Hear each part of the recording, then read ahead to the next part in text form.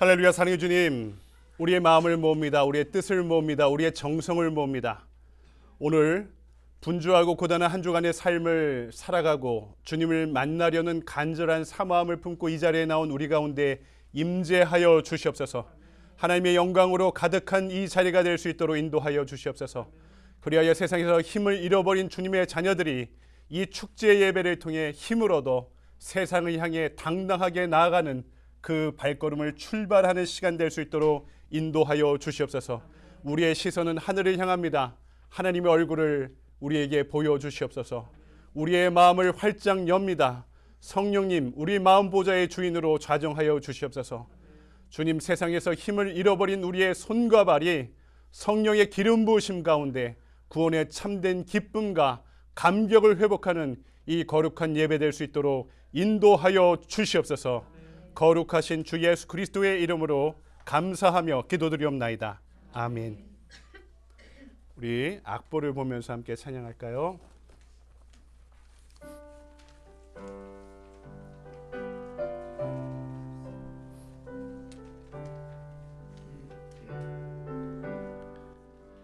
나의 영원하신 기업 생명보다 귀하다. 나의 갈 길 다가도록 나와 동행하소서. 주께로 가까이 주께로 가오니 나의 갈 길 다가도록 나와 동행하소서. 세상 부귀한 일함과 모든 명예 버리고 험한 길을 가는 동안 나와 동행하소서. 주께로 가까이 주께로 가오니 나의 갈 길 다가도록 나와 동행하소서. 어두운 골짝 지나가며 험한 바다 건너서 천국 문에 이르도록 나와 동행하소서. 주께로 가까이 주께로 가오니 나의 갈 길 다가도록 나와 동행하. 주께로 가까이 주께로 가까이 주께로 가오니 나의 갈 길 다가도록 나와 동행하소서.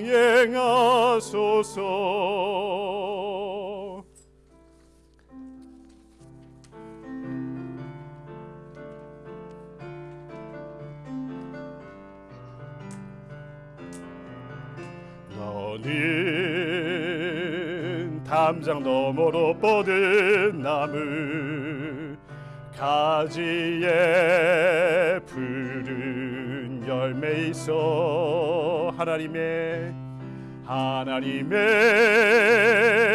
귀한 축복이 삶에 가득히 넘쳐날 것. 우리 서로를 바라보며 축복할까요? 너는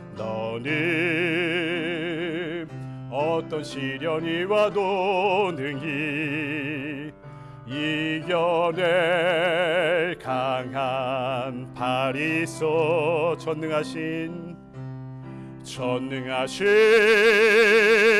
하나님께서 너와 언제나 함께 하시네.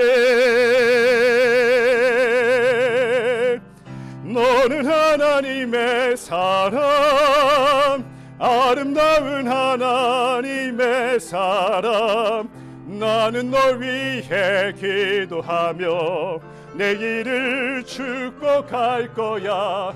너는 하나님의 선물, 사랑스러운 하나님의 열매, 너의 품에 꽃 피운 나무가 되어줘.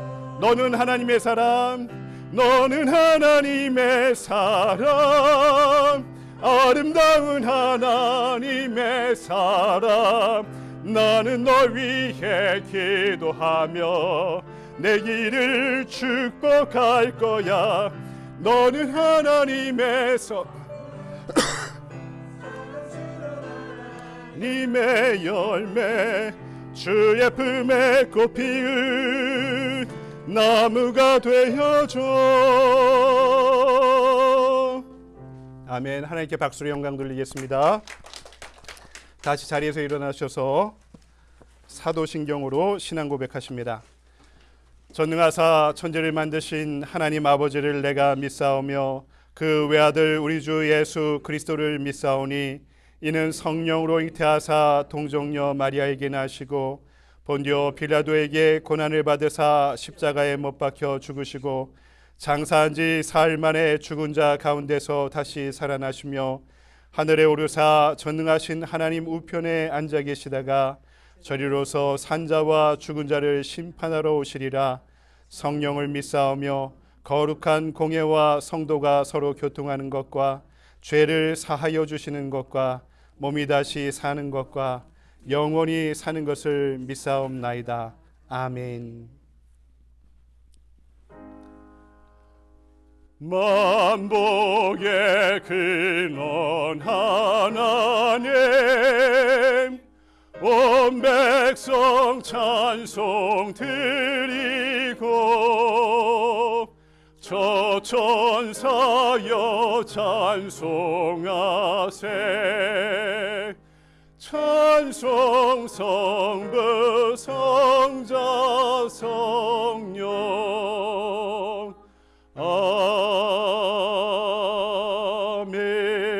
아멘.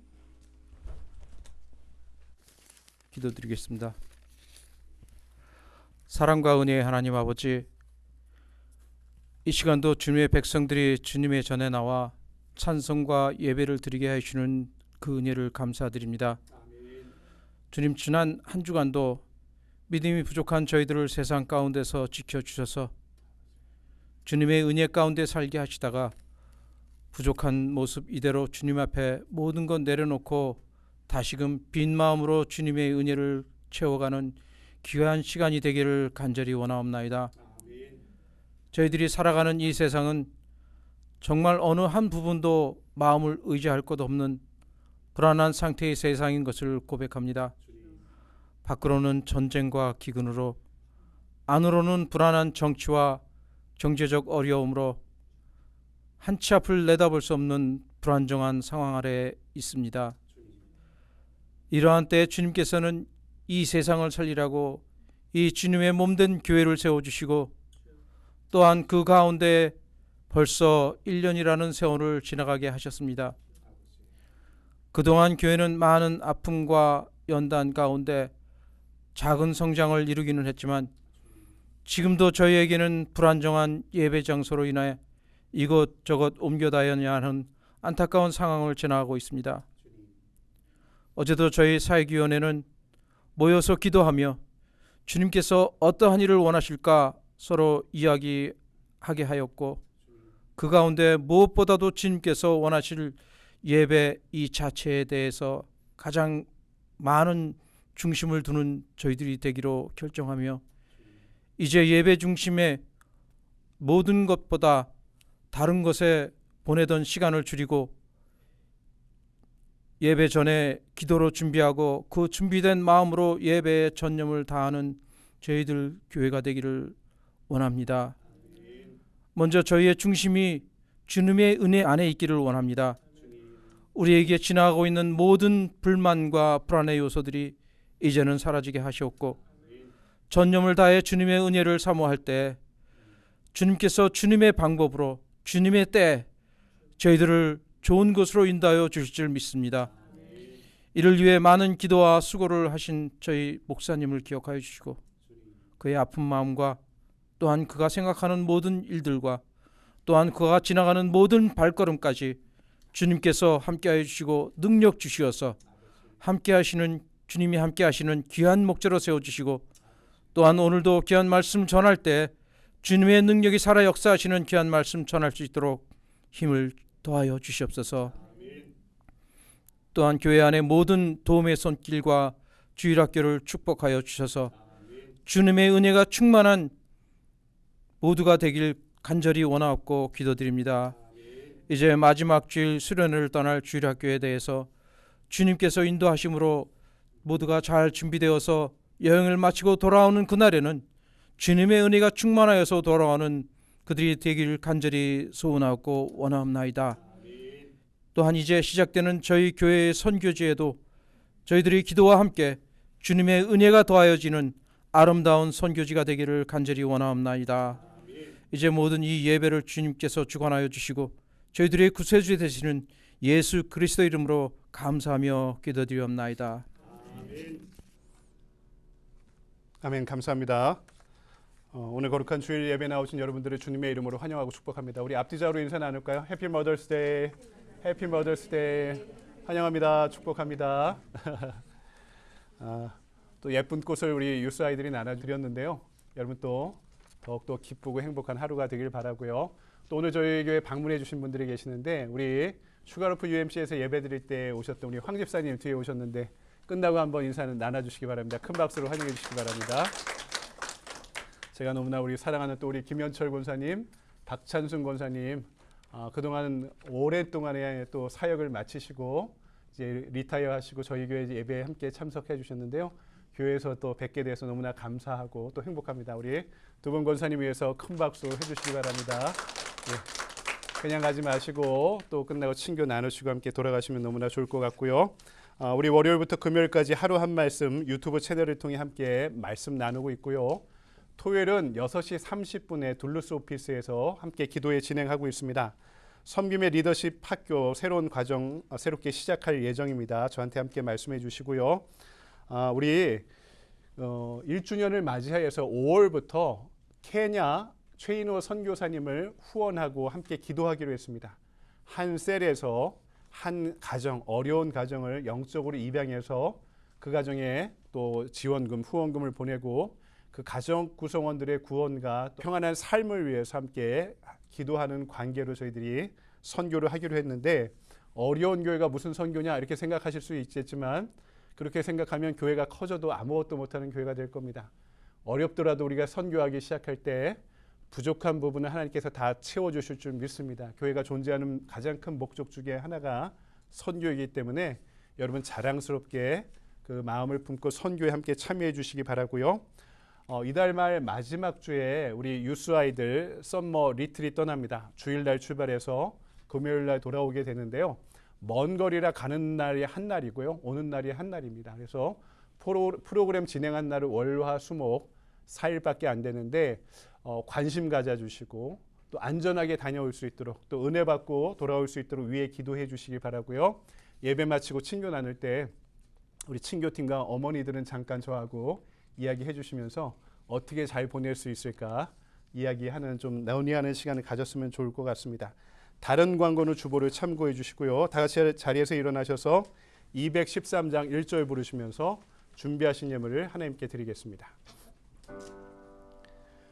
나의 생명 드리니 주여 받아 주셔서 세상 살아갈 동안 찬송하게 하소서.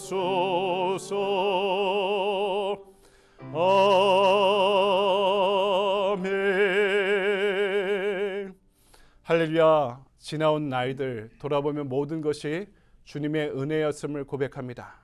그 은혜로 우리가 살아갈 그리고 영원까지 그 모든 시간 가운데 주님께서 동행하시고 우리를 축복하여 주실 줄 믿습니다. 그 은혜에 감사하며 예물 드리오니 이 예물에 담긴 주님을 향한 지고지순한 사랑과 믿음의 고귀한 가치와 주님 고백을 함께 흠양하시고 이 모든 것들이 사용되는 곳에서 주님의 의와 사랑의 나라가 널리 확장될 수 있도록 주님 예물 드리는 우리를 축복하여 주시옵소서.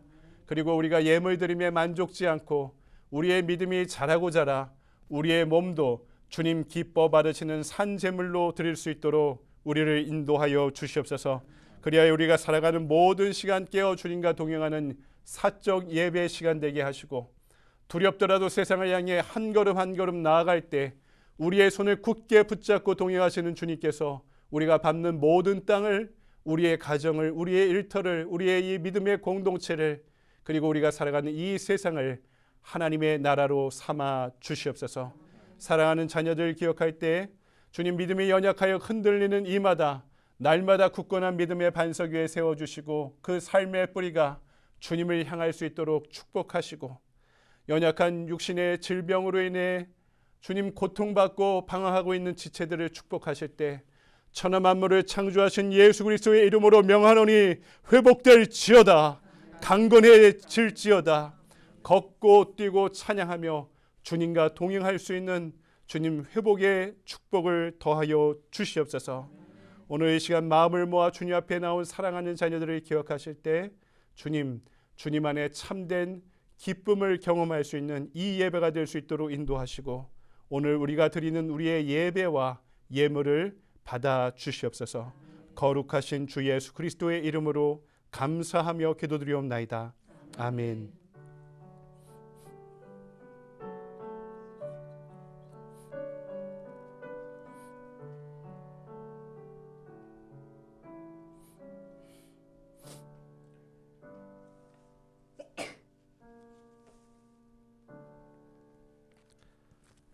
서신 채로 오늘 우리에게 주신 하나님의 말씀을 함께 볼까요?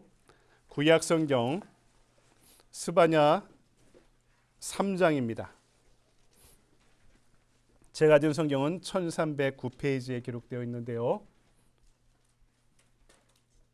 예배 전에 미리 오셔서 우리 성경 말씀 미리 찾아보시고 읽어보시는 게 도움이 될 것 같습니다. 스바냐 3장 17절의 말씀, 우리 한 구절이니까요. 우리 한 목소리로 같이 읽어보도록 할까요? 시작. 너희의 하나님 여호와가 너희 가운데 계시니 그는 구원을 베푸실 전능자이시라. 그가 너로 말미암아 기쁨을 이기지 못하시며 너를 잠잠히 사랑하시며 너로 말미암아 즐거이 부르며 기뻐하시리라 하리라. 아멘. 주님의 말씀입니다. 다 자리에 앉으시기 바랍니다. 이 시간 우리에게 주신 말씀 가지고 나의 어머니 나의 교회여 라는 제목으로 하나님의 말씀을 증거하도록 하겠습니다. 한 주 동안 잘 지내셨죠? 오늘 밝고 맑은 날 어머니 주일 예배로 우리를 인도하여 주셨는데요. 우리에게 주신 말씀의 은혜가 우리 삶 가운데 언제나 함께 하시기 바랍니다. 예배 형식이 좀 바뀌었죠? 저기서 예배드리다 이렇게 예배드리고 오늘 PPT도 안 쓰고 또 뭐 마이크도 안 하고 그랬는데요. 우리가 30분 예배를 준비할 시간밖에 없는데 예배에 집중하지 못할 부작용과 불필요한 요소들이 너무나 많다고 판단해서요. 예배 자체에 집중하자. 그래서요. 미리 예배 시간 미리 전에 오셔서 예배를 위해 사모하는 마음을 함께 기도하는 시간도 이제 앞으로 매주 가질 테니까 예배 전에 오셔서 함께 기도하시고요. 이 간절히 사모하는 마음 가운데 하나님의 영의 기름 부으심이 우리 예배 시간에 또 우리 성도들 모든 삶 가운데 함께하여 주실 줄 믿습니다. 오래전 천호동의 한 교회에서 있었던 일입니다. 30대 정도의 젊고 아름다운 여성이 교회에 출석하기 시작합니다. 교회에 오시면서 전혀 튀지도 않고요. 있는 듯 없는 듯 꾸준히 묵묵히 예배 시간에 자리를 참석하고 예배만 드리면 무슨 일이 있는지는 모르겠지만 항상 펑펑 울다가 은혜 받고 돌아가는 그렇게 간절히 사모하는 마음으로 예배를 드리는 여성이었습니다. 그런데 이분이 출석하고 한 6개월 정도 지났을 때였나요? 교회가 이 여자분 때문에 발칵 뒤집혀졌습니다. 이분이 교회 인근의 천호동 지역의 집창촌에서 살던 여인이었습니다. 당회가 소집되게 되었고요. 아마 장로교였던 모양이죠. 그리고 당회가 이 여자분을 교회로 소환했습니다. 그리고 어떤 결정을 했냐면 그동안 교회를 다니면서 냈던 헌금을 다 돌려줬습니다. 그러면서 흠이 있는 돈을 교회는 헌금으로 받을 수 없다라고 당회가 결정하고 이 헌금을 돌려주게 되었던 거죠. 이 여인은 어떻게 되었을까요? 울면서 교회를 떠나게 되었습니다. 우리의 신앙의 상식 갖고 한번 판단하고 생각해 봅시다. 이 교회의 결정이 옳다고 보십니까? 그렇지 않다고 보십니까? 죄인이 교회에 나오지 못하면 교회에 나올 사람이 어디 있겠습니까? 교회가 두 가지 모습의 교회가 있는 것 같습니다. 부성이 강한 교회가 있고요. 모성이 강한 교회가 있는데 한국 교회는 그동안 부성이 강한 교회를 좀 추구했습니다. 대단히 남성적이고 강력한 리더십을 갖고 있고 좀 어떻게 보면 마초적인 성격을 갖고 있는 교회를 한국 교회가 그동안 선호해 왔던 것이 사실인데요. 그런데 이런 교회가 이 복잡다단한 세상의 모든 문제에 이렇게 치유력 있게 반응하고 다가서지 못한 것도 사실입니다. 방금 이 한 사례를 말씀드린 것처럼 이 강한 가부장적 모습의 교회가 어떤 강박증을 갖고 있는 거죠. 흠이 있는 것을 결코 받아들이지 못하는 성격의 교회로 발전하게 되었다는 것입니다. 그러면 균형이 필요합니다. 조화가 필요합니까? 필요합니다. 뭡니까? 좀 모성성을 지닌 교회도 우리가 그 성격을 회복해야 한다는 것입니다. 실제로 교회 안에서 교회를 다니는 성도들의 60% 이상이 여성들 아닙니까? 그러니까 여성들의 헌신과 여성들의 기도로 교회 한국 교회가 그동안 운영되어 왔었다라고 볼 수도 있는데 오늘 읽은 말씀은요. 하나님이 갖고 있는 하나님의 품성 중에 강한 가부장적 부성만을 가진 것이 아니라 섬세하게 사랑하는 모성성도 있음을 우리에게 보여주고 있는 것이죠. 하나님이 남성이나 여성이라는 차원에서 얘기하는 게 아니라 하나님이 갖고 있는 성품 중에는 강력한 부성도 있지만 섬세하고 치유력 있는 모성도 갖고 계시다라는 것을 우리 성경이 우리에게 알려주고 있다는 것이죠. 어쩌면 우리 시대의 엄마들이 갖고 있는 이 모성성이 하나님이 갖고 있는 그 성품을 우리에게 주신 것이 아닌가 하는 생각도 하게 됩니다. 첫 번째 말씀은 어머니가 자녀들을 보는 기준이 무엇인가? 그것은요, 수준보다 신분이 앞선다는 것입니다. 수준보다 신분이 앞선다. 이 말의 뜻이 무엇일까요? 우리가 하나님의 자녀라고 항상 이야기하지만 세상에 대한 두려움과 이 불안함을 항상 손에 놓지 못하고 살아갈 때가 많습니다. 그 이유 중에 하나가 뭐냐면 내 수준이 하나님의 축복을 받는 기준이라고 생각하기 때문입니다. 내 신앙의 수준이 많으면 높으면 하나님의 축복을 많이 받고 내 신앙의 수준이 적으면 부족하면 축복도 덜 받는다라는 나 자신에 대한 기준을 갖고 있었다는 것이죠. 근데 한번 생각해 보십시오. 하나님이 우리의 수준을 보고 우리에게 복을 주시고 수준에 못 미치면 우리를 구원하지 않으실까요? 여러분 어떻게 생각합니까? 물론 세상적인 상식은요. 세상에서 성공하려면 수준이 높아야 됩니다. 사람의 수준의 여하에 따라서 성공의 기준이 판가름 나는 것이 세상의 상식이라고 세상 사람들은 그렇게 생각하죠. 우선 공부를 잘해야 됩니다. 좋은 대학 들어가야 되고요. 또 좋은 대학 들어가야지 좋은 회사 들어갈 수 있다고 생각하고 좋은 회사 들어가야지 다른 회사보다 높은 연봉과 사회적 신분이 보장된다고 우리 그렇게 생각합니다. 이것이 자본주의 사회 안에서 사회적 상식이 된 지가 오래되었죠. 근데 문제는 이런 기준을 교회 안으로 그대로 갖고 들어올 수 있느냐? 이런 기준을 하나님과 나의 관계에 그대로 대입해서 생각할 수 있느냐 하는 것입니다. 여러분은 어떻게 생각하십니까? 예전에 제가 청년 목회할 때 청년들이 하는 우스갯소리 농담이 있었습니다. 한미모하는 여성들, 아름다운 여성들이 공부를 못해도 용서가 되는데 그렇지 못한 여성들이, 미모를 갖추지 못한 여성들이 공부를 못하면 아이들이 그런답니다. 도대체 어떻게 살려고 그러냐. 도대체 어떻게 살려고 그러느냐 이렇게 얘기한다는 거죠. 반대로 예쁜 여자들이 공부를 잘하면 대학생들이 그런답니다. 야, 예쁜데 공부도 참 잘하는구나. 이렇게 이야기하는데 그렇지 못한 여성들이 공부를 잘하면 저년 참 독한 년이다. 이렇게 이야기한다는 거죠. 우스갯소리입니다. 그러니까 교회로 들어와도 이런 기준이 교회 안에서 그대로 적용될 때가 있다는 것입니다. 우리가 갖고 있는 낮은 자존감과 열등감이 서로를 비교하는 비교 의식 가운데 생겨날 수 있다는 거죠. 신앙생활 그냥 잘하면 아무 문제 없는데 저 사람의 사회적 신분이 어떤가? 저 사람의 이 부유함이 어떤가? 저 사람은 어떤 옷 입고 다니고 어떤 가방 다니고 붙잡고 다니는가?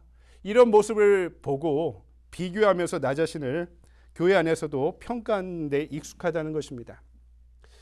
그러니까 이런 낮은 자존감 가운데 신앙생활 하다 보니까 교회 안에서 아무도 나한테 관심 갖지 않는 것 같아. 심지어 목사님도 나한테 관심 갖지 않는 것 같아. 이렇게 생각하면서 신앙생활 할 때가 있다는 것입니다.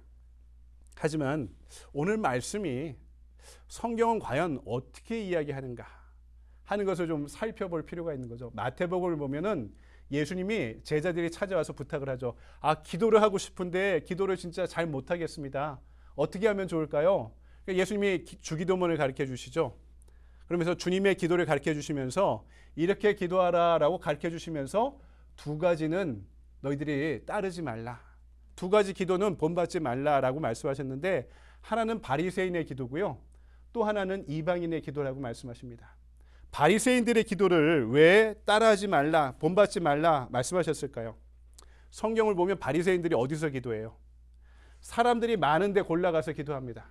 시장바닥이나 성전에 사람들이 모인 장소나 사람들이 분주히 모이는 장소에서 기도를 합니다. 아주 유창한 현란한 교리적인 어휘를 사용하고 또 금식하고 있는 것을 자랑하면서 그렇게 기도를 합니다. 그런 기도를 예수님은 경계하면서 외식하는 기도다 이렇게 말씀하십니다. 그 이유는 기도가 하나님과 교제하는 데 있고 하나님께 나의 어려움을 아뢰면서 하나님을 붙잡기 위해서 기도하는 건데 그들의 기도는 그런 기도가 아니라는 거죠. 자신의 수준을 인정받는 사회적인 기준으로 그 기도 행위를 여기고 있었기 때문입니다. 그들이 사람들 앞에서 금식하고 기도할 때 사람들이 칭찬하죠. 야, 종교적으로 경건하다. 저 사람은 수준이 높다. 이런 칭찬 들으려고 사람들 앞에서 기도했다는 것입니다. 심지어 이런 문화 때문에 당시에 어떤 유행어가 있었냐면 피 흘리는 바리새인들이라는 별명이 있었습니다. 바리새인들이 지나가다가 이 지금도 아랍에서 여성들이 히잡 씌우잖아요. 얼굴만 이렇게 내놓고. 왜냐하면 여성이 피부를 이렇게 노출시키면 남성들이 음심을 갖는다고 이 여성들이 꽁꽁 싸매고 살았잖아요. 그러니까 바리새인들도 마찬가지죠. 여자를 보면은 그런 마음을 품는다고 바리새인들은 자기를 자랑하기 위해서 여성들이 앞을 지나가면 눈을 감고 다녔습니다. 눈을 감고 다니면 어떻게 됩니까? 이 모서리에 찌이기도 하고 돌뿌리에 걸려 넘어지기도 하고 그러다 보면 머리에 피도 나고 머리가 깨지기도 하고 이것을 자랑스럽게 여겼다는 거죠. 사람들이 그들의 종교적 위선을 꼬집으면서 별명을 붙였는데 피 흘리는 바리새인들이다라고 이야기했던 것입니다. 바리새인들의 기도가 외식하는 기도라면 이방인들의 기도는 중언부언하는 기도다. 중언부언이 뭡니까? 했던 얘기 또 하고 했던 얘기 또 하고 했던 얘기 또 하고. 이방인들은요 하나님 앞에 일정한 시간과 기도의 양을 충족시켜야지만 그들의 신이 들어줄 것이라고 여기고 있었습니다. 그러니까 인간적인 열심으로 기도의 수준을 높여야지만 기도의 양과 수준을 높여야지만 그들의 신이 들어줄 것이라고 여기고 있었다는 것이죠. 그래서 우리 구약 성경을 보면 갈멜산에서 엘리야와 바알의 선지자들이 싸우지 않습니까? 근데 그들의 누구의 신이 살아있는가를 평가하면서 엘리야는 오전에 제사를 드리는데 하나님이 그 제사를 받으시죠. 오후에 그 이방의 제사를 드리는데 그들의 신이 응답하지 않습니다. 그러니까 엘리야가 놀리죠. 너희 신이 졸고 있나 보다. 그러니까 그들의 예언자들이 제사장들이 어떻게 합니까? 그 400명 넘는 바알의 예언자들이 제사장들이 칼을 가져와서 자기 몸을 자해합니다. 한번 생각해 보세요. 400명이 넘는 사람들이 피를 철철 흘리면서 그 제단나무와 제물 위에 자기 피를 뿌려가면서 제사를 드리는 그 그로테스크한 장면을 상상해 보십시오. 왜 그럽니까? 내가 이 정도 열심을 내면, 이 정도 희생을 하면 우리의 신이 들어줄 것이다.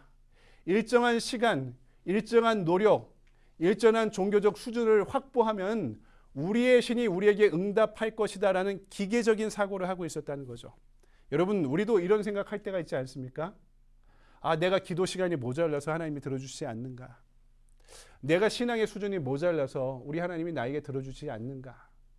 근데요, 이 두 가지 기도를 따르지 말라, 회피하라, 경계하라 말씀하면서 예수님이 기도를 가르쳐 주시죠. 주님의 기도문을 보면 한 단어가 유독 가장 많이 반복되고 있음을 보아 알 수 있습니다. 그 단어가 뭡니까? 아버지. 하늘에 계신 우리 아버지. 우리 기도를 들어주시는 분이 누구라고요? 얼굴만 봐도 죽여버리는 무시무시한 하나님이 아니라 우리의 작은 흠결 하나도 견디지 못하시고 징계하시는 그런 무서운 하나님이 아니라 우리가 기도 드려야 되는 분이, 또 우리의 기도를 들으시는 분이 누구시라고요? 아버지. 그것도 그냥 아버지가 아니라 오늘 하박국의 말씀처럼 아주 섬세하고 치유력 있는 모성성을 갖고 있는 하나님이라고 말씀하고 계시는 거죠. 여러분 집안에 자녀들 있으신 분들이 있고 자녀를 키우신 경험이 있는 분들이 있죠. 아이들한테 부모가 여러 가지 양육의 혜택을 베풀죠. 용돈도 주고 먹여주고 재워주고 라이드도 하고 이것저것 많이 하지 않으십니까?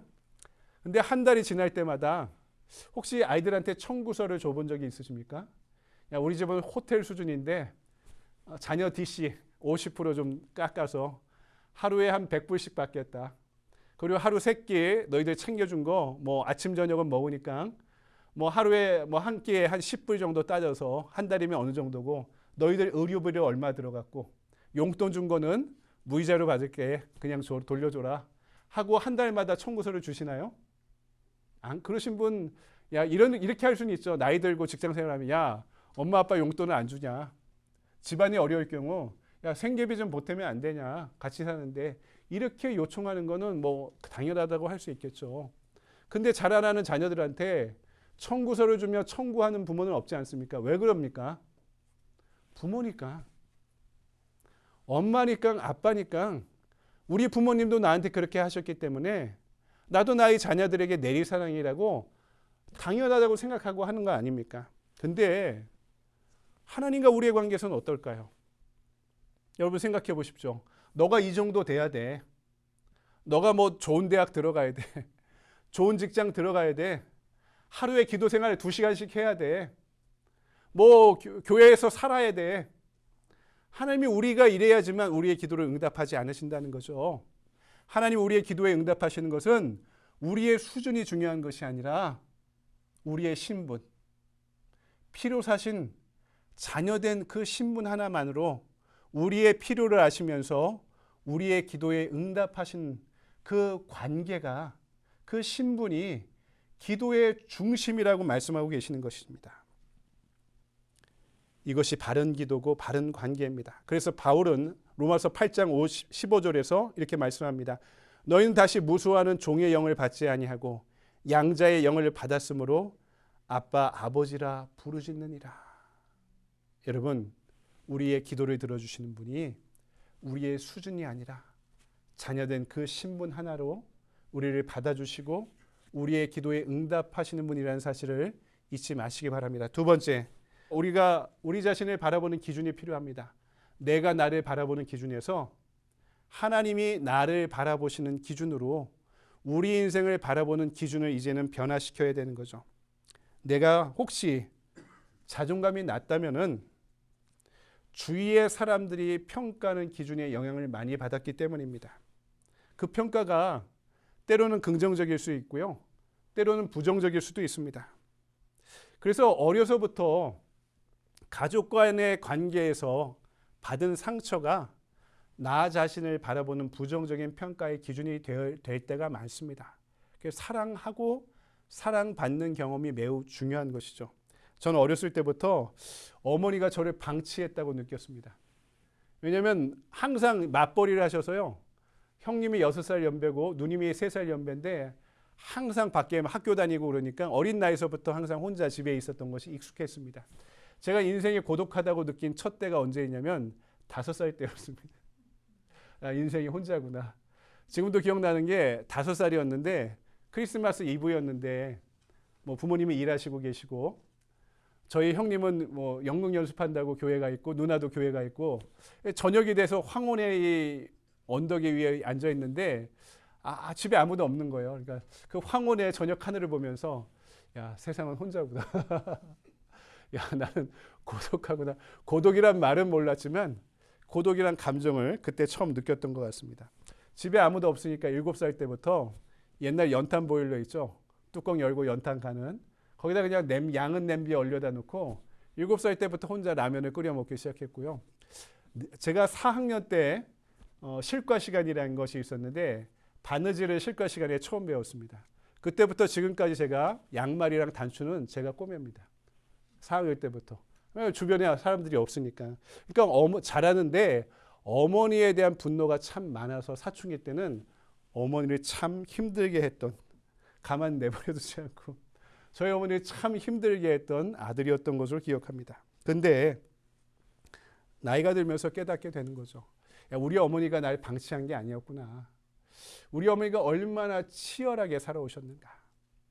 이 가족 건사하려고 우리 어머니가 얼마나 치열하게 살아오셨나. 그리고 우리 어머니가 나한테 이렇게 중요했듯이 이 자녀들이 3남매가 우리 어머니 인생의 전부가 아니었을까. 그래서 저렇게 치열하게 살아오신 것이 아닌가 하는 것을 아버지가 되고 나서야 알아가게 됩니다. 여러분, 우리가 인생을 살아가며 자존감이 낮아질 때가 있으면 생각해 보십시오. 남들이 나에 대해 이야기하는 그 기준을 내가 내 인생을 바라보는 기준으로 여기고 있지 않는지. 남들이 나에게 대해서 이러쿵저러쿵 이야기할 때마다 한없이 자존감이 낮아진다면 한번 생각해 보십시오. 내가 내 인생을 그렇게 바라보고 있는 것이 아닌가. 근데 성경이 우리에게 이야기해 주고 있습니다. 하나님은 저와 여러분을 어떻게 바라보고 계실까요? 하나님은 우리를 어떤 시선으로 바라보고 계실까요? 야, 이것도 못해 이 녀석아. 이것도 안 해 이 녀석아. 이렇게 바라보시고 계실까요? 오늘 우리가 읽은 이 스바냐 3장 17절이 우리 자신에 대한 하나님의 시선을 가장 아름답게 있는 그대로 알린 성경의 본문이라고 저는 생각합니다. 여러분 한번 같이 말씀을 펼쳐보시기 바랍니다. 스바냐 3장 17절 우리 같이 읽어볼까요? 시작. 너의 하나님 여호와가 너의 가운데 계시니 그는 구원을 베푸실 전능자이시라. 그가 너로 말미암아 기쁨을 이기지 못하시며 너를 잠잠히 사랑하시며 너로 말미암아 즐거이 부르며 기뻐하시리라 하리라. 아멘. 이 단어를 보면 히브리어 문장 가운데 기뻐하다라는 단어가 어떤 뜻으로 사용되냐면요, 뛰어오르다, 껑충껑충 뛰다라는 의미를 갖고 있습니다. 그냥 좋아한다는 게 아니라 어떻게 좋아한다고요? 껑충껑충 뛰면서 어쩔 줄 모르는 마음으로 누군가를 바라보는 하나님의 시선이, 하나님의 마음이 이 본문 가운데, 이 단어 가운데 담겨 있는 것입니다. 우리가 잘나서 아주 완벽한 성화의 과정에 이르러서 성인과 같이 살고 있어서 우리를 그렇게 보고 좋아하신다는 게 아니에요. 죄인 되었을 때, 원수 되었을 때 우리를 위해 십자가에 달린 그 사랑으로 우리의 인생의 맨 얼굴을 보시고 계시면서도 너 한없이 모자라고 결핍된 우리 인생의 모습을 보시면서도 어떻게 바라보신다고요? 한없이 기뻐하시면서 껑충껑충 뛰시면서 내 새끼 내 사랑하는 자여 하시면서 우리를 바라보시고 기뻐하신다고 우리에게 지금 고백하고 계시는 것입니다. 여러분, 그분은 자녀를 엄격히 판단하시고 심판하시는 분이 아니십니다. 심지어 눈으로 보면 죽이시는 공포의 신도 아니십니다. 무정한 징계자도 아니십니다. 우리를 때로 벌하기도 하시지만, 징계하기도 하시지만 그것은 우리가 하나님의 품으로 다시 돌아오게 만드시는 사랑의 표현이시지, 그분이 우리를 향한 근본적인 마음은 우리로 인해 껑충껑충 뛸 정도로 기뻐하고 계시다라고 말씀하는 거죠. 지금 여러분, 내 인생 내가 살아가는 시간들 가운데 나를 가장 사랑하는 사람이 누구일까요? 한번 생각해 보십시오. 지금 나를 가장 사랑하는 사람, 그리고 내가 가장 사랑하는 사람, 그 중에 나를 위해 죽어줄 사람이 있을까? 깊게 판단하고 성찰하고 생각할 수 있을 때 그 사람이 나를 위해 죽어줄 수 있을까? 아니면 내가 사랑하는 그 사람을 위해 나는 죽을 수 있을까? 우리의 기도를 들어주시는 주님께서 우리를 언제까지 사랑하셨다고요? 십자가에 달려 죽기까지 사랑하셨다고 고백하고 말씀하고 계십니다. 그분의 사랑이 어떤 사랑이라고요? 이 자리에 앉아있는 여러분 당신을 위해서 죽기까지 그 사랑을 고백할 수 있는 그 사랑으로 우리의 기도를 들어주시는 분이고 우리를 기뻐하시는 주님이라고 말씀하시죠. 그래서 내 인생이 변화된 것이죠. 내 인생의 값어치가 높아진 것입니다. 얼마짜리라고요? 보통 우리가 사는 집이 매스퀘어핏이 얼마입니다. 내가 타고 다니는 차가 뭡니다. 내 연봉이 어느 정도 됩니다. 이것이 우리가 우리 인생의 값어치라고 여기는데 우리가 성경적인 시각을 가지면 그것이 아니라고요. 우리는 따라해보세요. 나는 예수님짜리 인생입니다. 내가 얼마짜리라고요? 왜냐하면 예수님이 여러분을 위해 죽기까지 모든 것을 주시며 우리를 위해 돌아가셨기 때문에 십자가에 달리셨기 때문에 그것이 이제는 내가 나의 인생을 바라보는 기준이 되는 것이고 내 인생에 대한 값어치가 되어야 되는 것입니다. 나는 이런 사람이다. 나는 이런 존재다. 나는 세상에 하나님의 걸작품으로 진짜 사랑받는 자녀로 보내심 받았다. 그것도 그냥 존귀한 존재가 아니라 십자가의 보혈과 죽으심 가운데 선택받은 예수님짜리 인생으로 우리를 이 땅에 보내시고 세우신 분이 바로 우리를 사랑하시고 우리의 기도에 응답하시는 하나님이라는 사실을 여러분 잊지 마시기 바랍니다. 오늘 주보를 보면 제가 목회 수장을 쓰면서 시 하나를 소개했습니다. 정채봉 시인의 엄마가 휴가를 나온다면이라는 시인데요. 한번 보세요. 제가 읽어드리겠습니다. 어머니가 돌아가신 분이 계시면 더 가슴에 와닿을 시인 것 같은데요. 하늘나라에 가 계시는 엄마가 하루 휴가를 얻어 오신다면 아니 반나절 반 시간도 안 된다면 단 5분 그래 5분만 온데도 나는 원이 없겠다. 얼른 엄마 품속에 들어가 엄마와 눈맞춤을 하고 젖가슴을 만지고 그리고 한 번만이라도 엄마 하고 소리내어 불러보고 숨겨놓은 세상사 중 딱 한 가지 억울했던 그 일을 일러 바치고 엉엉 울겠다. 언젠가 이 시를 저녁에 읽으면서 저희 돌아가신 어머니를 생각하면서 눈물 지어 우리 어머니를 생각했던 적이 있었습니다. 여러분 말씀을 정리합니다. 목회 수장에도 썼는데요. 제가 미국에 오기 직전에 희한한 한국 기사를 하나 읽고 왔는데 어떤 80대 노인이 돌아가시고 영안실에 안치됐는데 영안실에서 깨어나신 겁니다. 영안실에서 돌아가시지 않고 깨어나신 거예요. 화제가 됐죠. 당연하죠. 한국에서 있었던 일입니다. 이 할머니는 이분은 일주일 동안 자녀들의 극진한 효도를 받다가 다시 일주일 만에 돌아가셨다고 합니다. 그래도 자식들은요. 내가 돌아가시기 전에 엄마한테 사랑한다는 말 제대로 한 번 안 했다 하는 그리움의 눈물을 품고 이 어머니를 항상 그리워하고 있었다고 합니다. 여러분, 우리 어머니가 그리운 날입니다. 오늘은 어머니 날이라고. 왜 미국은 아버지주의를 안 지키냐고 우리 박 집사님이 얘기하시던데 교회가 왜 어머니주의만 하고 아버지주의를 안 지키냐고. 예, 어머니가 약자이기 때문에 그럴지도 모릅니다. 어머니주의를 우리가 보내고 있는데요. 우리 어머니와 같은 하나님께 감사합시다. 그리고 어머니와 같은 교회에 감사합시다. 그리고 어머니의 귀한 사랑을 자녀들에게 전달할 수 있는 우리의 다음 세대에 전달할 수 있는 교회가 되길 원합니다. 아버지의 마음, 가부장적인 그냥 아버지가 아니라 가부장적인 아버지의 눈으로 서로를 바라보지 말고 항상 이 사람은 뭘 못하는가? 이 사람은 무엇이 결핍되어 있는가? 내 기준에 이 사람을 평가하는 것이 아니라 어머니의 눈으로 부족한 것 투성이고 결핍된 것 투성이지만 하나님이 나에게 보내주신 나의 성도로, 나의 지체로, 구원받은 하나님의 자녀로 서로를 그렇게 바라봐 줄 수 있는, 어머니의 사랑을 품고 살아갈 수 있는 우리 공동체의 귀한 지체들이 되기를, 그리고 우리의 부부가 되기를 주님의 이름으로 간절히 축원드립니다. 사랑해 주님 감사합니다. 주님, 하나님 아버지가 우리를 바라보시는 시선이 좋아서 어쩔 줄 모르는 마음으로 우리를 바라보신다고 말씀하셨습니다.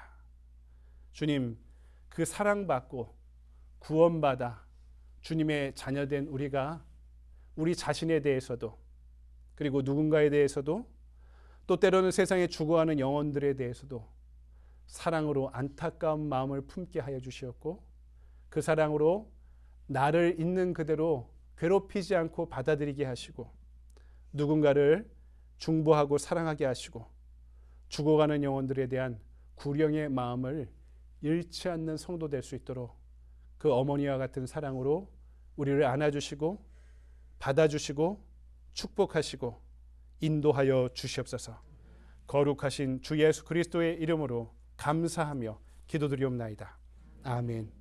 우리 다 같이 자리에서 일어나셔서 결단의 찬송 579장 부르시고 축도로 예배를 마치겠습니다.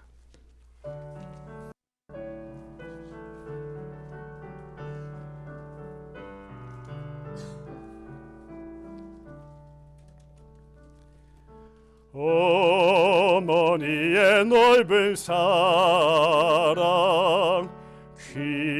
귀하고도 귀하다. 그 사랑이 언제든지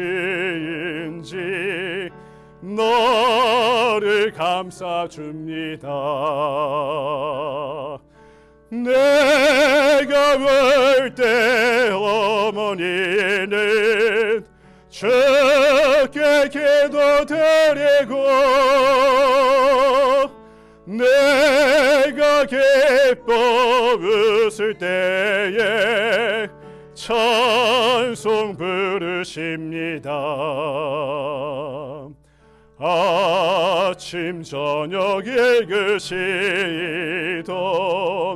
어머니의 성경책, 손때 남은 구절마다 모습 본 듯합니다. 몇 년 전엔 누구든지 영생함을 얻으리, 들려주신 귀한 말씀 이제 힘이 됩니다. 홀로 누워 괴로울 때, 헤매다가 지칠 때 부르시던 찬송 소리 귀에 살아옵니다. 반석에서 샘물 나고 황무지가 꽃피네,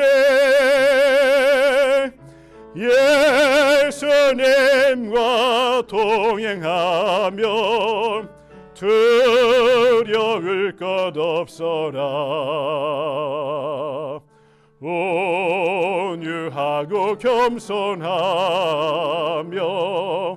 올바르고 굳세게 어머니의 뜻 받들어 보람 있게 살리라. 풍파많은 세상에서 선한 싸움 싸우다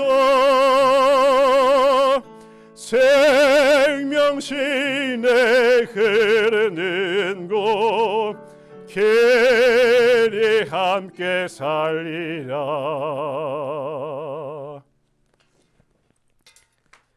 이제는 우리를 구원하신 예수 그리스도의 은혜와 한없이 용서하시고 있는 그대로 안아주시는 아버지의 무한하신 사랑과 우리를 오늘도 제자로 부르시고 땅끝을 향해 파송하시는 성령님의 감화감동 역사하심이 세상이 원하는 수준에 맞추기 위해 아등바등 살아가기보다 오히려 그리스도께 받아들여진 어머니와 같은 사랑의 마음으로 세상을 살아가길 원하는 이 자리에 사랑하는 주님의 자녀들 위에 지금으로부터 영원토록 함께하여 주시옵기를 간절히 축원하옵나이다. 아멘.